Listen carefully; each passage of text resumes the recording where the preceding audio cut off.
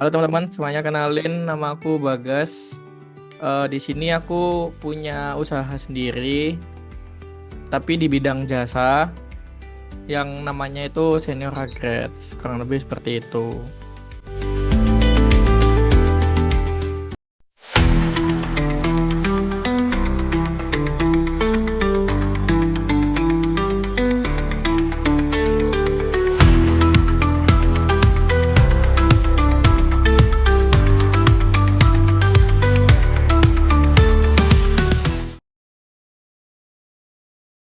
Nah, berarti kan Mas Bagas bilang mulai membuka usaha sendiri ini di bidang jasa Ya, fotografi. Nah, apa yang menginspirasi Mas Bagas untuk memulai usaha ini, Mas? oke, aku mungkin mau jelasin latar belakangnya. Alasan kenapa aku bikin, singkat aja sih. Sebelumnya itu di sini aku tuh punya saudara. Nah, saudaraku itu fotografer. Terus situlah aku mulai ikut-ikutan coba lah, iseng-iseng cobain kamera kayak gitu. Eh Kalau kalian tanya masalah buat diajarin apa enggak, jujur aku dulu nggak pernah mau diajarin. Jadinya aku otodidak dari SMA, mulai SMA kelas 3 kalau nggak salah. Itu aku udah mulai pegang kamera, terus kayak udah ditawarin foto-foto komersil kurang lebih kayak lamaran, terus wedding kecilan kayak gitu sih. Nah, terus eh setelah beberapa waktu kuliah, aku juga ikut UKM fotografi dan kebetulan juga waktu tahun 2022 aku dipegangin, dipasrahin, dipercayain sama teman-temanku buat jadi ketua UKM fotografi. Nah, di situ akhirnya aku punya pikiran kayak sebenarnya eh, anak-anak di UKM itu banyak yang potensial. Nah, akhirnya gimana caranya biar aku bisa ngeliatin potensi mereka, jadinya aku bikin usaha sendiri kayak gitu. Nah, pada waktu itu di tahun 2022 itu memang lagi rame-ramenya foto wisuda. Nah, di sini aku memang ngambilnya di ranah foto wisuda dulu biar istilahnya lebih kalau di dunia fotografer itu lebih gampang sih sebenarnya, kayak dari sistem, terus dari cara pengambilan dan lain-lain itu lebih gampang. Jadi kita ambilnya di situ dulu. Akhirnya aku bikin di bikin senior grades ini waktu pas kapan ya? Desember, antara Desember 2022 sampai Januari itulah. Pokoknya aku ambilnya sih Januari ya. Januari 2023 sampai sekarang. Kayak gitu sih kurang lebih. Berarti mendirikan Senior Grades ini tuh untuk menunjukkan potensi dari anak-anak UKM yang diikuti sama Mas Bagas gitu ya. Iya, betul. Kurang lebih kayak gitu. Jadi biar nggak Dalam, sia-sia. oh, jadi mulai dari foto-foto sudah dulu. Nah, dari selama Mas Bagas merintis Senior Grades. Oh ya. Kalau tantangan sih pasti ya. Challenge itu pasti ada. Eh, yang bikin susah itu ke kan kalau kita punya istilahnya apa ya, anggota apa ya, tim ya, gimana caranya biar tim ini tuh bisa satu idealis sama. Di sini aku juga punya idealis sendiri, mau aku bawa gimana, mau aku bikin kayak gimana. Nah, itu gimana caranya biar kita satu tim itu bisa jadi satu visi, satu pemikiran lah, satu tujuan kayak gitu. Pasti di awal-awal itu susahnya, eh, mereka kan masih belum tahu ya kayak maunya dibawa kemana, kayak pasti banyak salah-salahnya kayak. Jadi kita itu akhirnya cara mengatasinya ya kita sering ketemu, terus evaluasi diri masing-masing. Habis itu kita bahas buat kedepannya enaknya gimana, kurang lebih kayak gitu sih. Jadi kalau ada berkorban, kalau dibilang berkorban iya sih, soalnya kan toh juga ini komersil juga ya buat klien. Jadi apalagi di bidang jasa kan harus apa ya istilahnya ya, kita harus ngasih yang terbaik lah buat klien, dan itu emang bukan hanya produknya kan kita anggap fotonya ya, tapi jasanya itu cara kita ngelakuin kliennya itu kayak gimana itu diperhatikan kayak gitu sih. Jadi susahnya di timnya, gimana caranya mereka biar seidealis sama aku kayak gitu kurang lebih.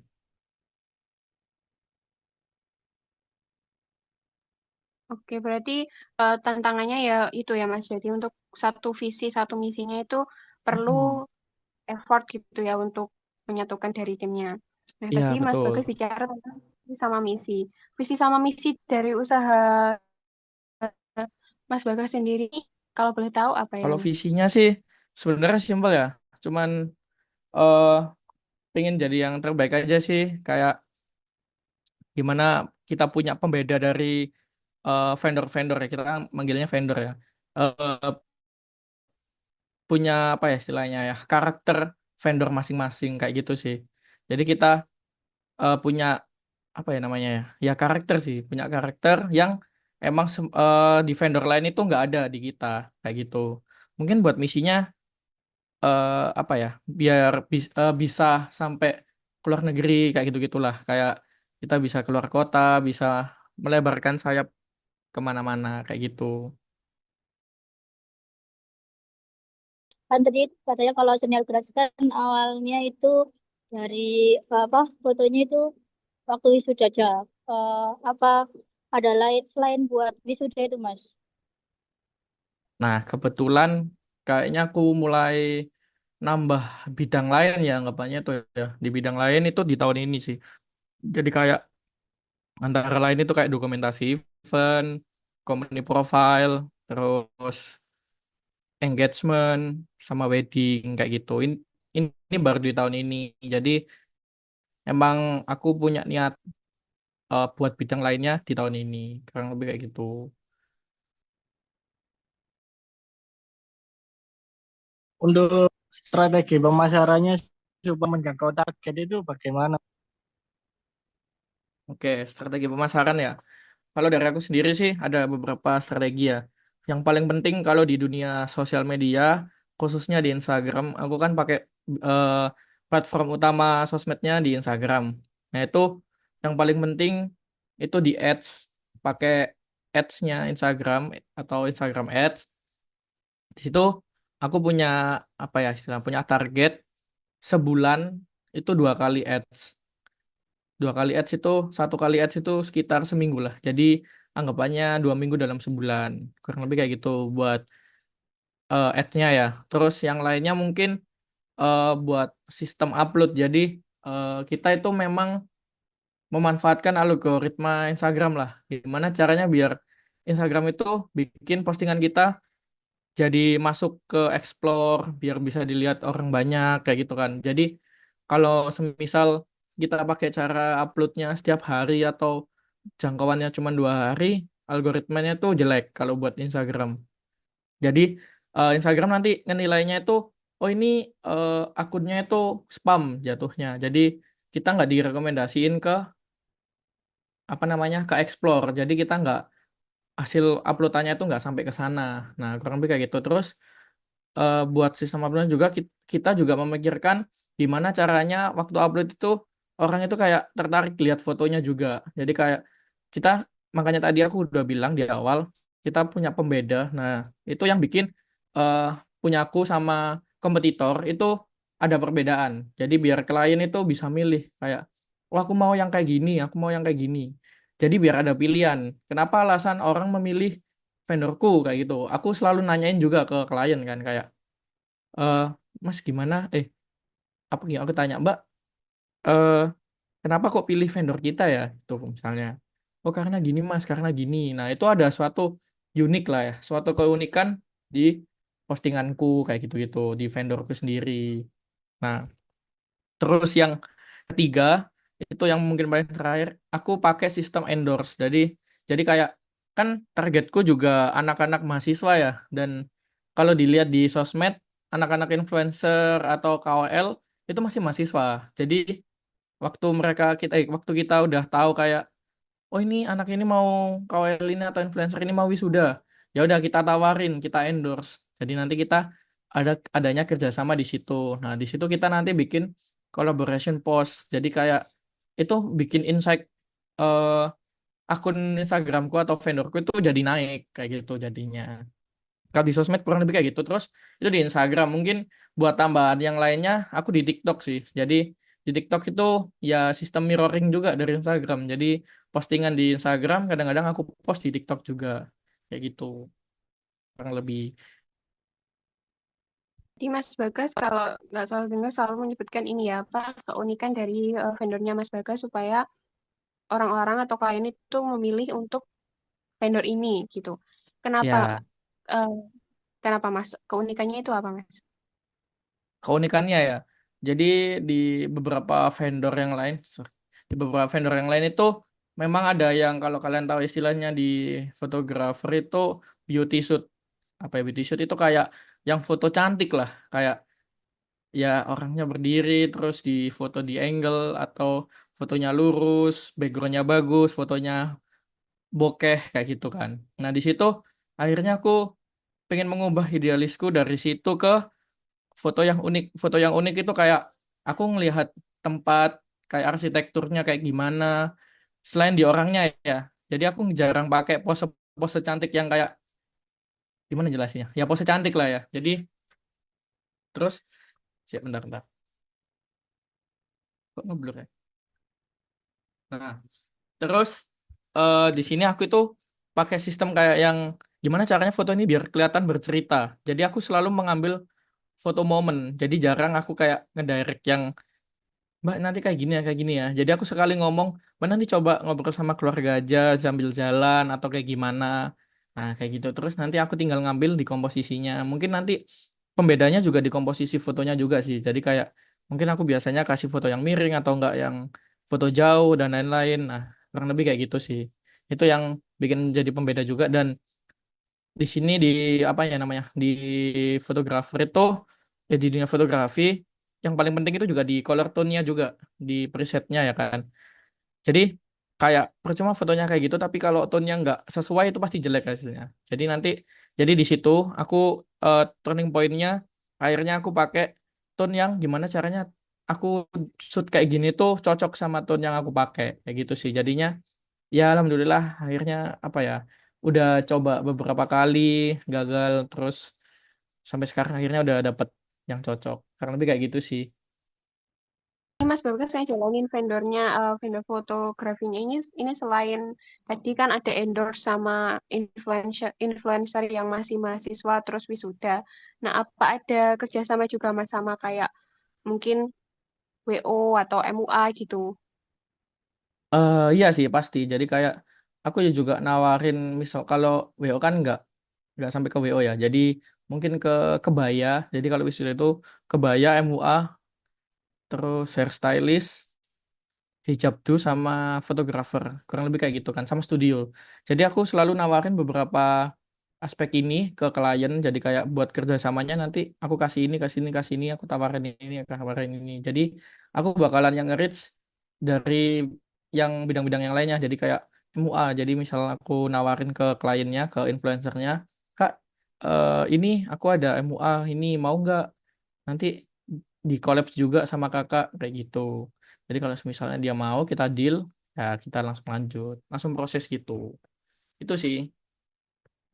Oke Kak, Eh, kalau dari Kakak caranya biasanya biar misalnya pelanggan yang ini tuh nanti order jasa ke Kakak lagi tuh gimana biasanya strateginya Kakak?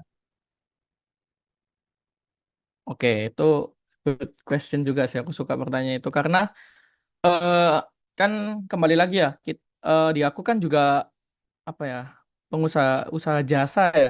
Kalau jasa tadi itu kan aku bilang gimana cara kita nge-treat klien kayak biar klien itu biar nyaman lah sama si fotografer ini. Nah, kalau di pemasaran itu biasanya selain di output, orang itu bakalan suka sama orang yang ngefotonya. Jadi kayak misalnya aku ngefoto nih, terus orangnya itu tahu aku. Ya mungkin hasilku nggak yang sebagus itu mungkin ya. Tapi kalau semisal aku nge-treatnya bagus, pasti orang itu carinya tetap aku kayak gitu kan. Kayak oh, mas ini enak loh fotonya, dia seru, dia bisa ngajak ngomong ini, keluarganya juga diajak ngomong kayak gitu. Jadi gimana cara kita nge-treat ke klien sih, itu kuncinya memang. Biar bisa repeat order lah istilahnya. Selain di foto, di selain di hasilnya ya. Tapi tetap hasilnya tetap harus maksimal. Kita nggak boleh mengurangin ini juga kualitas juga. Kurang lebih kayak gitu. Nah, kalau dari proses fotografinya sendiri Kak, biasanya berapa lama? Hmm, Ini aku jelasin prosesnya ya. Jadi kayak dari sistem booking, jadi aku kan pakai booking sistem booking juga ya. Jadi jadi aku ada apa namanya platform WhatsApp bisnis. Nah itu di situ nanti klien ngechat ke situ, terus kita kasih press list, mereka booking, terus kita nentuin siapa yang bakalan ngefoto orang ini untuk di tim ya. Itu nanti kita kasih ke tim yang mana buat ngefoto si A ini, si orang ini. Terus waktu H-1 si fotografer itu harus ngechat klien untuk menanyakan beberapa SOP dari vendor juga. Jadi kayak mungkin kayak Kak nanti mau ketemuannya di mana, nanti fotonya mau kayak gimana. Jadi kayak kita ngobrol dulu yang mau istilahnya briefing lah, briefing sama klien, enaknya gimana, maunya gimana. Mungkin ada referensi yang lain dari kliennya juga kita tetap harus tanyain. Terus udah kita hari H ketemuan, kita ketemuan sama klien, ditentuin di jam jadwal yang dia booking juga, misalnya jam 1 ya. Jam 1 kita datang dan kita harus datang sebelum H-30 menit dari sesi. Habis itu setelah foto sesi selesai, terus kita ada proses editing foto. Nah, proses editing foto ini untuk eh, kisaran waktunya itu 3 sampai 7 hari. Kayak gitu sih. Habis itu kita kirim, kita pelunasan, kita udah, kita kirim fotonya. Kayak gitu. Jadi kakak ini punya tim sendiri ya Kak ya? Kayak nggak hanya satu tim gitu, punya eh, tim yang dipakai untuk ini, punya yang dipakai untuk ini dan ini. Gitu ya Kak ya? Oh ya, ya ada. Ada beberapa tim yang. Jadi nggak aku sendirian. Jadi mungkin kurang lebih ada 5 sampai 6 tim. Itu itu juga mencakup kayak ada yang videographer, ada yang fotografer, ada yang editor, ada yang admin kayak gitu sih. Sorry 8 ding. 6 sampai 8, sorry sorry 6 sampai 8. Timnya sendiri itu dari mahasiswa temen dulu kakak atau rekrut dari luar temen gitu kak? Misalkan kayak open recruitment dari di luar kenalan gitu. Oke. eh Ya itu tadi aku kembali ke waktu ke backgroundku tadi ya. Aku ngambil anak-anak UKM ku sendiri yang memang mereka itu punya niatan lah ke dunia fotografi. Jadi aku ambil mereka buat belajar, kita belajar bareng-bareng. Kita mulai dari nol ya hingga sampai sekarang sih. Jadi kebanyakan aku ngambilnya dari UKM. Aku belum pernah open recruitment dari buat orang luar sih. Kalau untuk timnya sendiri, kakak ada kayak pelatihan khusus nggak buat mereka? Biar kualitas Oh, jasanya itu bagus gitu. oke, cara gimana aku bisa mempertahankan kualitas juga ke tim itu setiap habis sesi kita tuh selalu ngadain evaluasi foto. Jadi kayak habis foto mereka datang ke aku buat store file. Jadi aku sambil ngeliatin hasilnya kayak kurangnya gimana. Terus aku pengen mereka cerita juga cara mereka nge-treat kliennya. Jadi nanti kita saling sharing aja sih kayak mending kayak gini. Kita kasih saran, kita kasih kritik saran gitulah. Di setiap foto di setiap tim juga pasti kita juga kayak apa ya namanya habis habis sesi sharing kita baru kayak sering keluar buat main-main kita ada banyak bonding sih memang kita bonding ke setiap tim biar kita itu kayak nggak waktu di eval itu nggak yang bikin sakit hati lah jadi kita tahu kalau itu memang khusus buat kerjaan kayak gitu ya profesionalitas aja sih kayak gitu. Terus mungkin ada treat lainnya itu ada. Jadi kita mungkin beberapa setiap bulan itu ada ngadain hunting. Kalau kalian tahu hunting itu foto-foto aja sih, foto-foto ke mana ke Surabaya, ke daerah Surabaya atau Malang atau manapun kayak gitu sih. Jadi biar nggak tumpul lah insting buat ngefotonya kayak gitu. Kalau boleh tahu kak, yang jadi pertimbangan kakak buat nentuin harga itu apa aja ya? Alat Oke, atau harga. apa aja nih yang jadi Ya, pertimbangan? betul sih. Kalau nentuin gimana cara aku nentuin harga, pasti itu aku ngitung dari jasanya dulu, harga jasa per orang, terus ditambah alat, ditambah admin, sama ditambah editing. Jadi di keempat itu aku kayak totalin, nanti aku ambil HPP-nya segini, nanti profitnya segini. Nah, mungkin jadi nanti jadinya kayak gitu. Kurang lebih kayak gitu sih. Jadi di empat faktor itu ya kalau di bidang fotografi ini, di vendorku juga sih. Kalau di senior grades ini ada berapa paket Mas Bagas yang ditawarkan kayak foto-foto gitu, press listnya gitu. Price list-nya mungkin ada, ntar aku hitung dulu ya.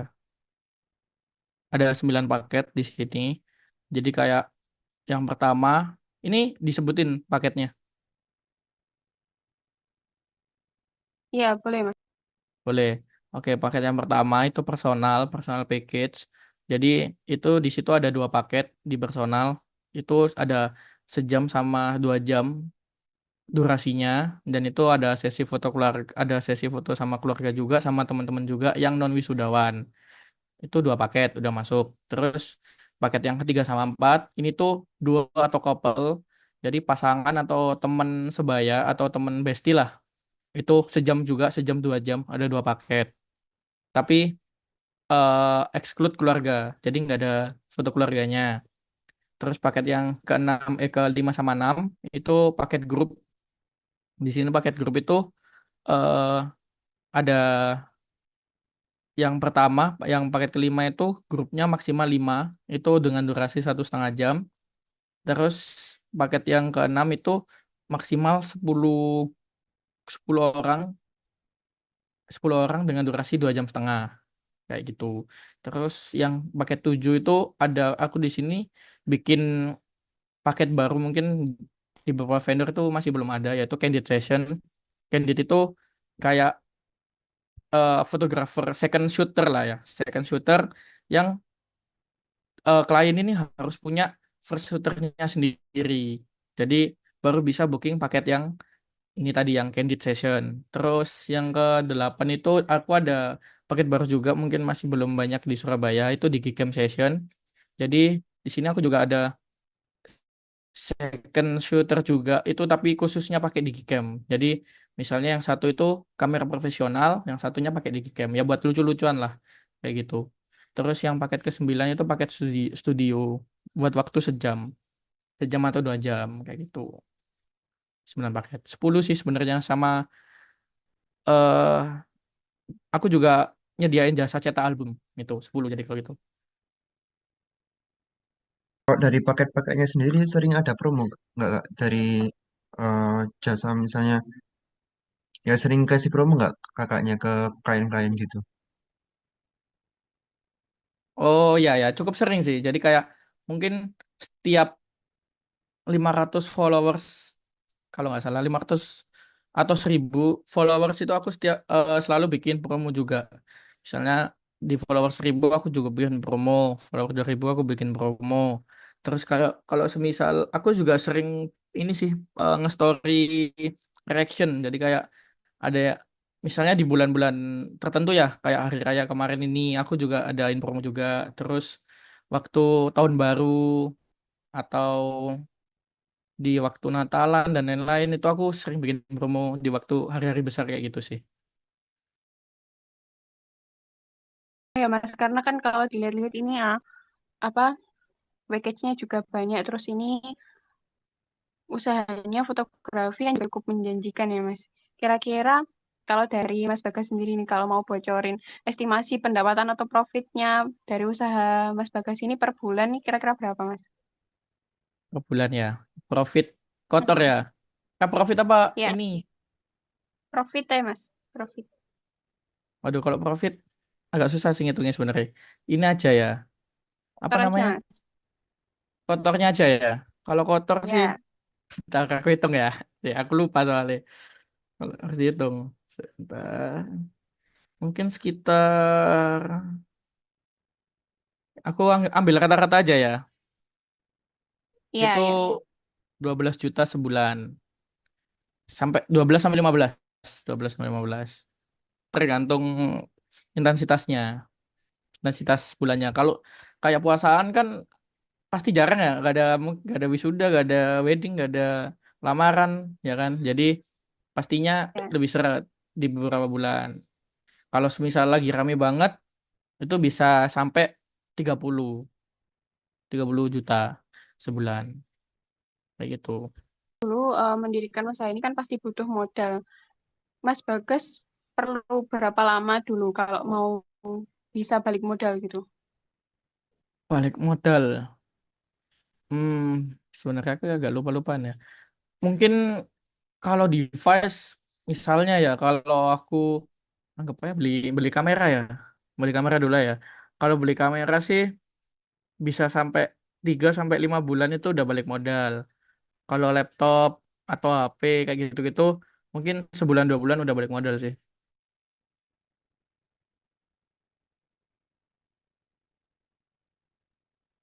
Lumayan cepet ya Mas jadi untuk laptop sama HP-nya. Ya, lumayan cepat. Hmm. Jadi untuk kedepannya nih, gambaran Mas Bagas untuk usaha senior grad ini itu mau rencana apa gitu, rencana terbesar buat Rencana membangun ini. besar. Oke, rencana besarnya sih mungkin aku mau ngefoto wedding atau prewed di luar negeri aja sih. Mungkin kalau yang paling jauh di Jepang. Cuman itu. Sama bisa dipercaya buat foto company profile di perusahaan-perusahaan gede di Jakarta. Kayak gitu sih.